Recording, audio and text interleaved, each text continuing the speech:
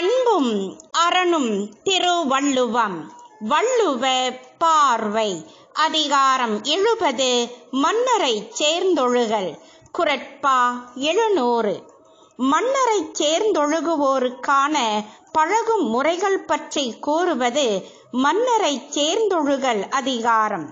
நெருப்பில் குளிர் காய்வது போல் அரசருடன் பழக வேண்டும் என்று அறிவுறுத்தி தொடங்கியது அதிகாரம்.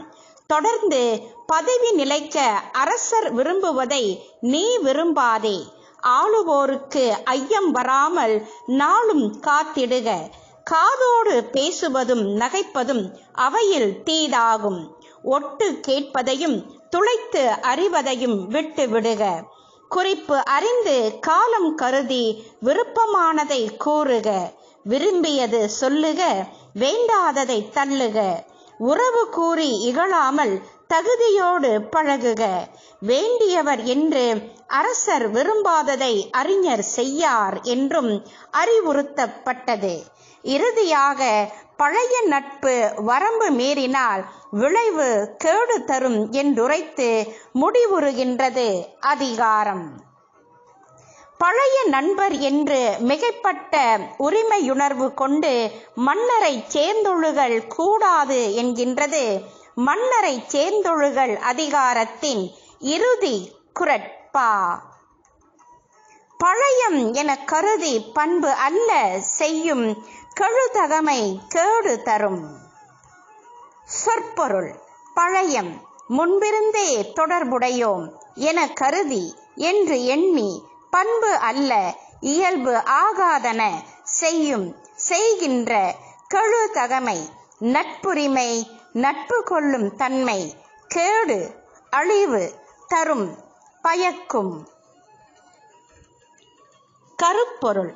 ஆட்சி தலைவரிடம் முன்பே பழகியவன் என்று பண்பற்றவற்றை செய்யும் உரிமை கேட்டினை விளைவிக்கும். நாம் நெடுங்காலமாக பழகும் நட்பினை உடையோம் என்று கருதி தலைமை நிலையினரிடம் பண்பல்லாதவற்றை செய்கின்ற உரிமை தீமையே செய்திடும். அரசனுக்கு யாம் பழமையான பழக்கமுடையோம் என எண்ணிக்கொண்டு பண்பல்லாதவற்றை செய்யும் உரிமை கேட்டை தரும். பழைய பழக்கத்தின் உரிமையில் பண்பில்லாமல் நடந்தால் கேடு விளையும். முன்பிருந்தே தனக்கு நல்ல நண்பன் என்பதற்காக ஆட்சி தலைவன் அவனுக்கு தனி மதிப்பு தரலாம். ஆனால் அதுவே ஆட்சியின் மாட்சிக்கு ஊறு விளைவிக்க காரணமாகிவிடக் கூடாது.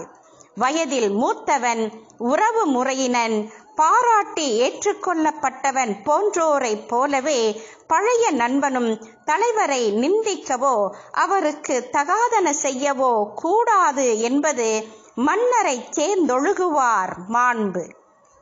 பழமை பாராட்டுதல் பற்றி தனி அதிகாரம் இயற்றியவர் திருவள்ளுவ பெருந்தகை.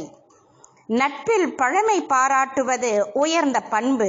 ஆயினும் மன்னரை சேர்ந்தொழுகுவோரில் நீண்ட நாள் நட்பாயினும் அவர்களும் வரம்புக்கு உட்பட்டே மன்னரிடம் பழக வேண்டும். ஆட்சியாளர் தம்மை சார்ந்தொழுகுவாரை பிரிவினையின்றி ஒரே நிலையில் நிறுத்தி பழகுதல் வேண்டும்.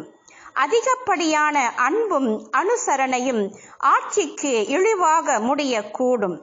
தலைமைக்கும் அதனை சார்ந்தொழுகுவாருக்கும் போதிய இடைவெளி இருப்பது இரு தரப்பினருக்கும் இடையே நல்ல உறவை நீட்டித்து வளர்க்கும் அரசுக்கும் நன்மை பயக்கும்.